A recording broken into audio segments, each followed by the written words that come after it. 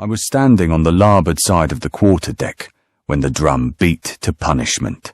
Every man not on watch was ordered up, for the captain said no sailor should be ignorant of the price of disobedience. The prisoner, a young foremast lad named Briggs, was brought up from below by the master-at-arms, his wrists already in irons and his shirt stripped from his back. He looked pale as death, though he tried to stand steady. The boatswain's mates were already waiting by the grating. Their cats, nine-tailed whips with knotted cord, hung ready over their arms. I'd seen them used before, but I never grew easy with it. Briggs was seized up to the grating, wrists tied wide so the skin stretched tight. At the captain's knot, the first boatswain's mate stepped forward. He swung the cat over his head and brought it down with a crack that sounded like musket fire. Blood sprang at the very first stroke. Briggs let out a cry. Not a scream, just a choked sound, like the breath driven out of him.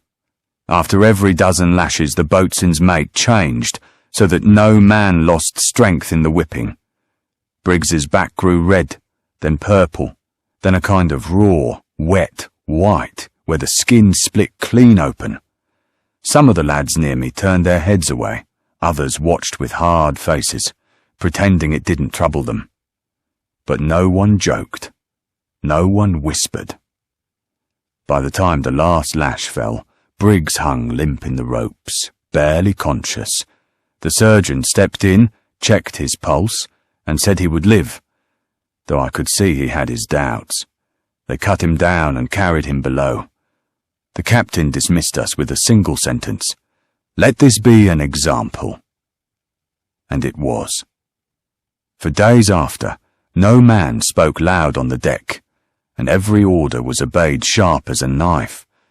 Punishment in His Majesty's Navy left its mark on more than the man who felt the lash.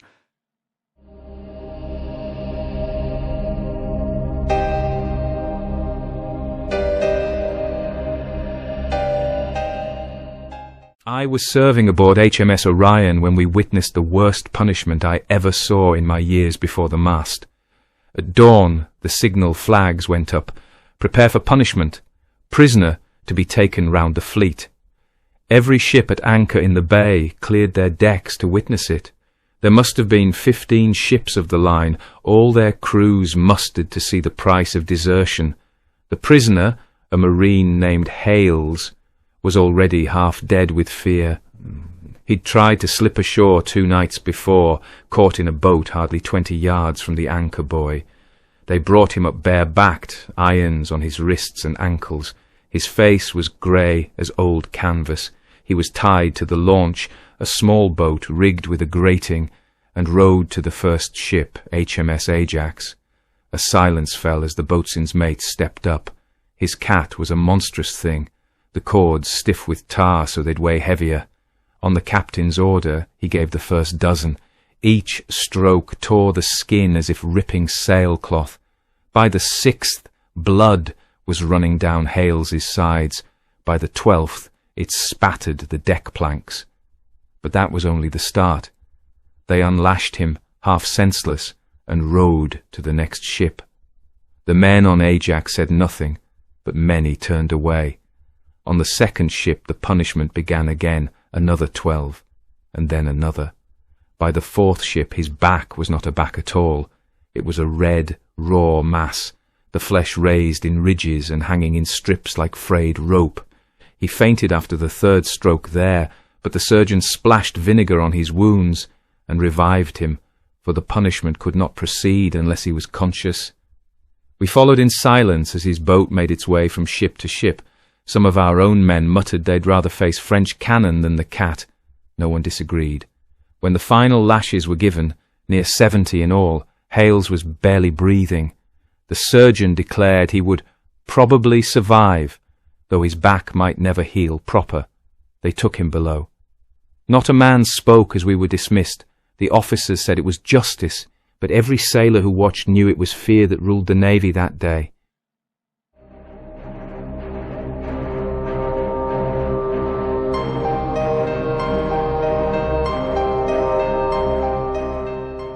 I was was called to the quarterdeck at 8 bells to attend the punishment of seaman Robert Kersey. My instructions, as always, were simple. To confirm that the man was sound enough to receive the sentence, to ensure he did not die under the lash, and to state when he could bear no more. Kersey was brought before me shivering, though the morning was warm. His pulse trembled beneath my fingers, a rapid, fearful beat, but strong enough. I declared him fit. 2 boatswain's mates took their positions, cats in hand. The captain read the charge in a level tone. Then the prisoner was secured to the grating, his arms stretched wide, the muscles of his back pulled tight. As the first lash fell, I observed, as I have many times, the immediate effect. A sudden blanching of the skin followed by a thin red line, then beads of blood forming like dew. By the 5th stroke, the skin had broken in several places. The cords of the cat, hardened with tar, raised the flesh in ridges which burst under the force of the next blow. The man cried out at first, then only grunted and then fell nearly silent. Silence is never a sign of ease. It is shock beginning its work. At 12 strokes I checked him again. His skin was cold, his pupil slightly dulled. But he still responded when spoken to. He was permitted to continue. The second boatswain's mate took his turn. His arm was stronger than the first. Each swing sent blood in arcs across the deck, some of it landing on my coat. By 24 lashes, the prisoner's back had lost its natural form. It resembled instead a single contusion, hideously swollen, the deeper flesh visible in long strips, where the cat had torn clean through the outer layers. His breathing grew shallow and he sagged in the ropes. I stepped forward, examined his face, felt his pulse, weak and thready now, and judged that 1 more dozen might kill him outright. I informed the captain that the prisoner could bear no further punishment.